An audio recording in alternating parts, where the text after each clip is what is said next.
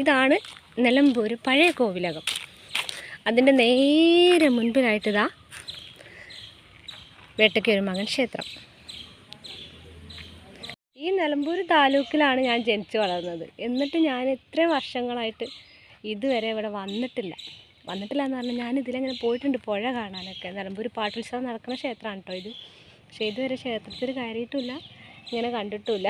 ഇപ്പോഴാണ് അതിന് ഇപ്പം നിൽക്കുന്നത് നിലമ്പൂർ പഴയ കോവിലത്തിൻ്റെ മുൻപിലാണ് കേട്ടോ. അത് പൂട്ടിയിട്ടിരിക്കുകയാണ്, അതിൻ്റെ ഉള്ളിലേക്ക് പ്രവേശനമല്ല. ഇങ്ങനെ പ്രസാദം തൊട്ട് എഴുതിയാണ്. ഞാൻ അങ്ങനെ വലിയ ഭക്തിയൊന്നും അല്ല കേട്ടോ, വിശ്വാസമുണ്ട് അത്രയേ ഉള്ളൂ. അത് പ്രസാദം തൊടുന്നത് ഭയങ്കര ഇഷ്ടമാണ്. ഞാൻ പ്രസാദിൻ്റെ ഭാര്യയല്ലേ, അപ്പോൾ പ്രസാദം തൊടണ്ടേ അല്ലേ. ഒരു കോവിലകം കണ്ടു, കോവിലകം വക ക്ഷേത്രത്തിലും പോയി. ഇനി ഞങ്ങൾ പോണത് പുഴയേക്കാണ് കേട്ടോ. പുഴ ഇവിടെ തൊട്ടടുത്ത് തന്നെയാണ്. ഞങ്ങൾ കോവിലകം വക കടവിലാണ് കേട്ടോ. പുഴയാണ്, ചാലിയാർ പുഴയാണിത്.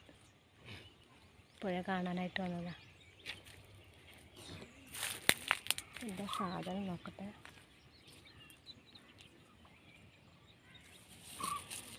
മുള പോലത്തെ പുല്ല്. ഇപ്പോൾ സമയം എന്ന് പറഞ്ഞാൽ 9:30 മണിയാണ് കേട്ടോ. 9:30 മണി.